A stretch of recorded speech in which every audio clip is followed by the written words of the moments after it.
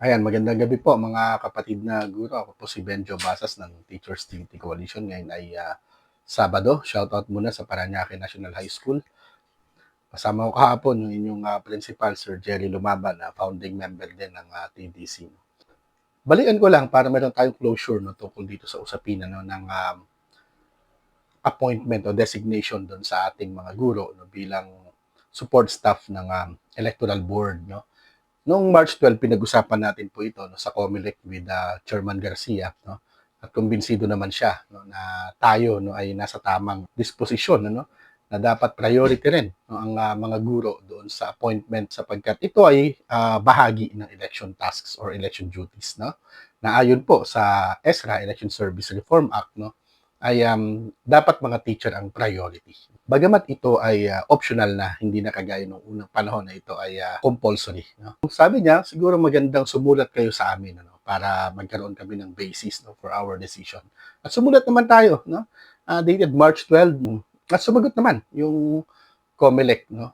Pero doon sa sagot nila, ang sinasabi nila, hindi naman daw ang mga support staff ay kailangang teacher kasi pwede naman ng kahit na sino na qualified. No? Medyo nagulat tayo doon. Ano? Sabi natin, ano, mas makakatulong sa COMELEC kung mga teacher mismo dahil co-teacher siya ng electoral board. No? Tapos taga doon siya, kilala niya yung mga tao, kilala niya yung komunidad.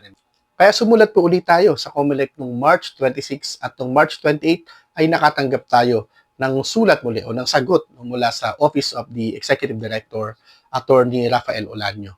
Bagamat March 21 ano, yung date ng sulat na ito, kaya sabi ko baka typo, no? Kasi March 26 yung sulat natin na ipadala.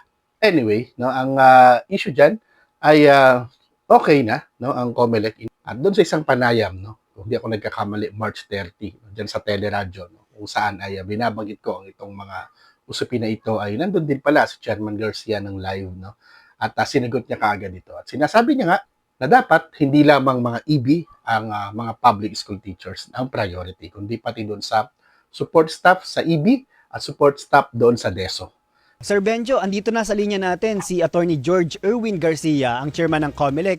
Sige nga, tanungin natin si Chairman Garcia kung ano ba ang tugon dito ng COMELEC.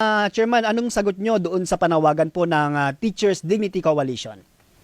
Ay ako dapat lang po talaga. Yan ay in-endorse natin sa ating Deputy Executive Director for Operations. Sinabi natin, kinakailangan maggawa ng kalatas na kung saan ang priority talaga sa pag-hire ng mga support staff. Dapat guro, yun naman talaga ang dapat.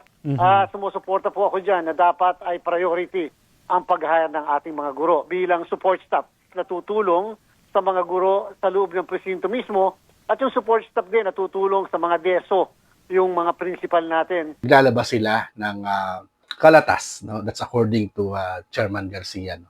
Para ipaalam doon sa ating mga field officers, no? Yung election officers ng COMELEC, no? Na hanggat maaari ay mga teacher ang i-appoint habang gusto ng mga teacher. Kung ayaw naman ng mga teacher, okay lang naman. Ano? Pero kung gusto ng mga teacher no, na pumasok no, at maging support staff doon sa electoral board ay priority dapat ang mga teacher. Hihintayin po natin ano, yung ilalabas na resolution or order no, ng COMELEC no, doon sa field.